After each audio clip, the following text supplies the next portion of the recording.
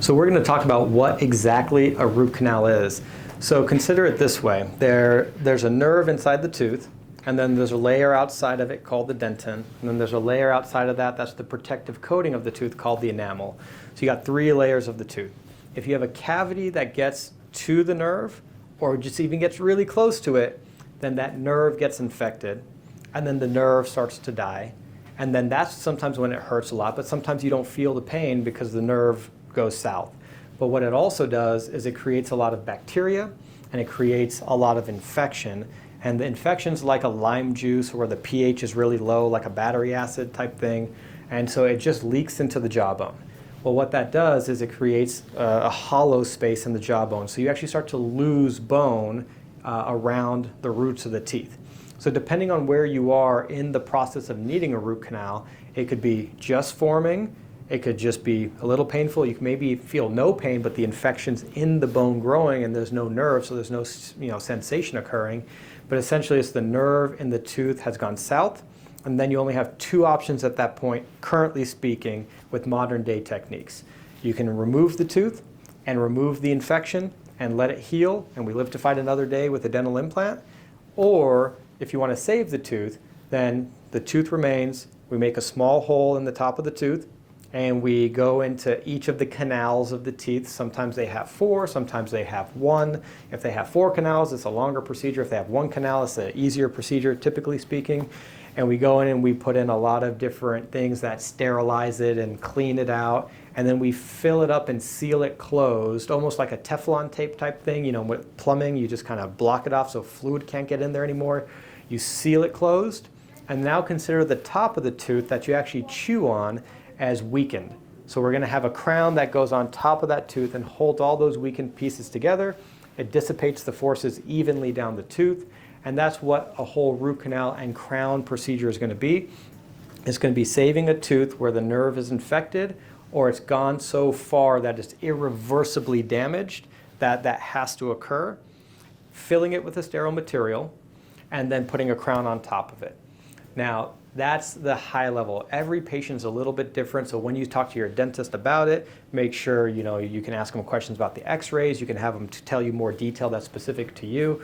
But in general, if you have any questions about your specific case, please reach out to us at Greeley Dental Care, and we're here to help. Awesome. Okay. And then post-op? Yeah. Okay. So you just had a root canal done. What I'm going to talk about is maybe what to expect after the root canal. Now keep in mind, everyone's situation is a little bit different. If you had a really big infection, you might take a little bit longer than some of the numbers I'm going to say. If you had a really minor type of scenario, but it still needed a root canal nonetheless, you might not feel any of this. But just in general, let's say you had a root canal right over here. If I were to press right here after the root canal, it probably would feel like I had a bruise. And it's going to remain that way maybe for several weeks. And all it is we worked around the roots of the tooth to clean out whatever infected tissue was there and to seal it closed with the sterile material in order to save the tooth, but it creates like a bruise-like sensation in that region. Sometimes you'll get a crown, or oftentimes, I'd say like 95% of the time you get a root canal done, there's a crown coming with it. If you don't do the crown, you're opening yourself up to a risk of actually breaking the tooth, because when you do a root canal, the tooth gets more brittle. So view it like a tree. You got the tree and it has all this moisture that's inside the tree.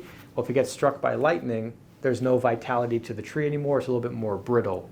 So the tooth is the same way. If there's no nerve in the tooth, there's no moisture and vitality and blood supply coming to the tooth, it's more brittle. Well, if you don't put a crown on the tooth that's protecting it and holding it all together, and then you put pressure into it and the bite is really strong. I mean, sometimes it's 200 to 1,000 pounds per square inch occurring into the teeth because the muscles in some people are so strong.